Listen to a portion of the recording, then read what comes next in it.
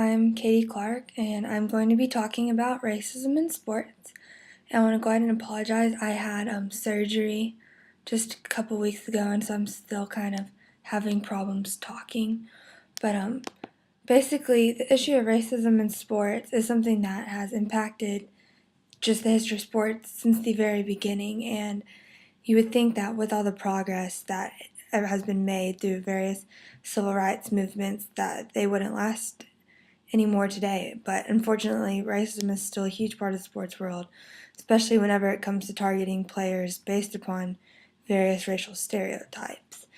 And the critical race theory is a theory that focuses on the idea that it's not the individual race that makes a difference, but that racism as itself has become institutionalized as a part of culture. And this theory can be applied to the issue of racism in sports whenever it's particular with geographical demographics or historical demographics, all of that. And I plan to discuss that as well as just a couple of different examples of how racism in sports is still seen around the world today, and including the Native American tribal names that have been used, specifically the Fighting Sioux of North Dakota, as well as the Don Imu exchange of the 2007 NCAA Women's Basketball Championship game.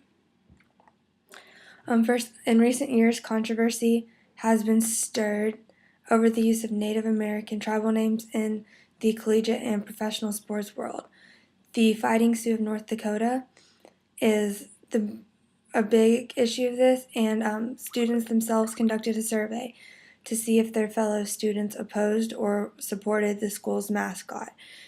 And the school, which is itself majority Native American, and a majority of the Native American students and a minority of the white students opposed the school mascot. And this just goes to show kind of how the Native American culture doesn't like being represented as a mascot. And, whenever other mascots are animals and stuff, they don't like being viewed as that.